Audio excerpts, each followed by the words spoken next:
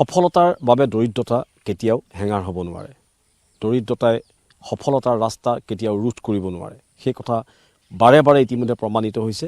আৰু এইবাৰো ঘোষণা হোৱা উচ্চতৰ মাধ্যমিক পৰীক্ষাৰ চূড়ান্ত বৰ্ষৰ ফলাফলত এটুকুৰা জুয়ে পুৰা সোণ হৈ জিলিকিছে গোলাঘাট জিলাৰ কাকডোঙাৰ এগৰাকী ছাত্ৰী ৰশ্মিৰেখা গগৈ।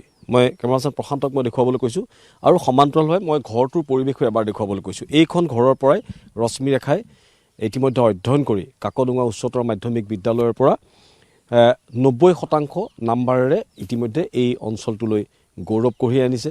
এইখন কাকডোঙা বাঁহ গাঁও বুলি কয়, বাঁহৰ গাঁও। এই গাঁওখনলৈ ইতিমধ্যে গৌৰৱ কঢ়িয়াই আনিছে। মই অকণমান তেখেতৰ পৰা জানিবলৈ চেষ্টা কৰিম। প্ৰথমতে শুভেচ্ছা জনাইছোঁ, ইমান এটা ভাল খবৰ। আৰু হয়তো ঘৰখনৰ যিটো পৰিৱেশ, সেই পৰিৱেশৰ মাজত পঢ়ি শুনি নিজকে এজন মেধাৱী ছাত্ৰী হিচাপে প্ৰতিষ্ঠা কৰাটো বহুত কঠিন নিশ্চয়। হয়, মোৰ ছেকেণ্ড ইয়েৰ যেতিয়া ক্লাছ আৰম্ভ হৈছিলে তেতিয়া প্ৰথমতে মোৰ দেউতা ঢুকালে। তাৰপিছত এতিয়া বছৰ হোৱা নাই, হ'বহে এবছৰ। তেতিয়া মানে বহুতখিনি কষ্ট হৈছে পঢ়াত। মায়েও দিন হাজিৰা কৰি মোক পঢ়াইছে। দাদা আছে, দাদায়ো গাড়ী চলাই তেনেকৈ ঘৰখন চলাই আছে। আজি হয়তো দেউতা থকা হ'লে এই সুখৰ ভাগী হ'লহেঁতেন। হয়, বহুত সুখী হ'লহেঁতেন তেখেত। কিমান নাম্বাৰ কোনটো বিষয়ত ছাবজেক্টত কিমান আছে? নাম্বাৰ মই অসমীয়াত পাইছোঁ 94, ইংৰাজীত 82, তাৰপিছত ইকনমিক্সত 90, এডুকেশ্যনত 90, হিষ্ট্ৰীত পাইছোঁ 93 আৰু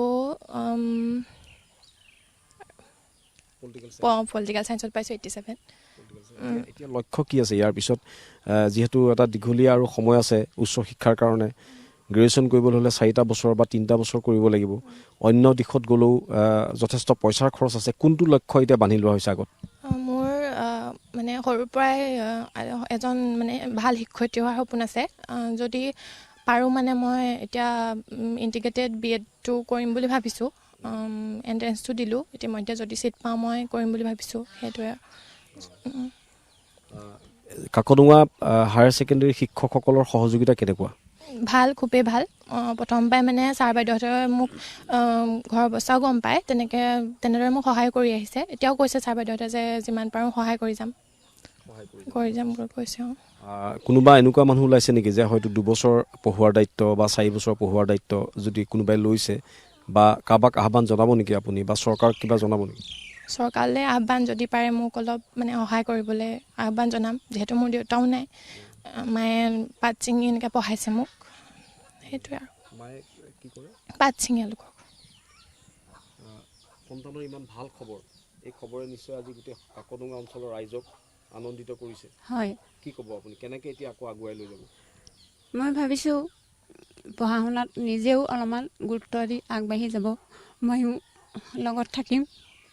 আপুনিতো ইমানখিনি কষ্ট কৰিলে, এটা বছৰ মানুহজন নথকাকৈ, আৰু কৰি যাম বুলিও ভাবিছোঁ। কেনেকৈ কৰিব এতিয়া? টকা পইচাৰ অভাৱে তাইক শিক্ষা জীৱনত বাধা আনিব নেকি? বাধা আনিব পাৰে, তথাপিতো আনৰ সহায় ল'ম। কাৰোবাক আহ্বান জনাব নেকি? আহ্বান জনাবলৈ তেনেকৈ ক'ব নেকি কাৰোবাক যে তেওঁ যদি দায়িত্ব লয় কোনোবাই? মই হেমন্ত বিশ্ব শৰ্মাকে আহ্বান জনাইছোঁ যে মোৰ ছোৱালীজনীক অলপ সহায় কৰক পঢ়াৰ ক্ষেত্ৰত, উচ্চ শিক্ষাৰ ক্ষেত্ৰত। ৰশ্মিৰেখা গগৈ, তেওঁৰ মাতৃ টুটুমণি গগৈ আছে। আৰু ইতিমধ্যে প্ৰায় এবছৰৰ পূৰ্বে প্ৰয়াত নোমল গগৈ তেখেতে ইতিমধ্যে এইখন ঘৰৰ পৰা বিদায় মাগিছে, সংসাৰৰ পৰা বিদায় মাগিছে। গতিকে অতি কঠিন জীৱন তেখেতসকলৰ, আৰু সেই কঠিন জীৱনৰ মাজেৰে কিন্তু সোণ হৈ জিলিকিছে ৰশ্মিৰেখা।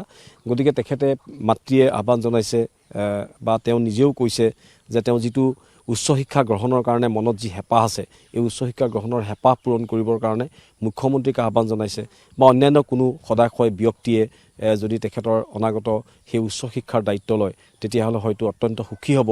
কাৰণ যিমানখিনিলৈকে আগবঢ়াই লৈ গ'ল মাতৃয়ে, বা সেই থকা সময়কণত পিতৃয়ে লৈ গ'ল, ইয়াৰ পিছৰ সময়কণ যথেষ্ট এটা কঠোৰ হ'ব, যিহেতু উচ্চ শিক্ষাৰ কাৰণে খৰচৰ পৰিমাণ বৃদ্ধি হ'ব।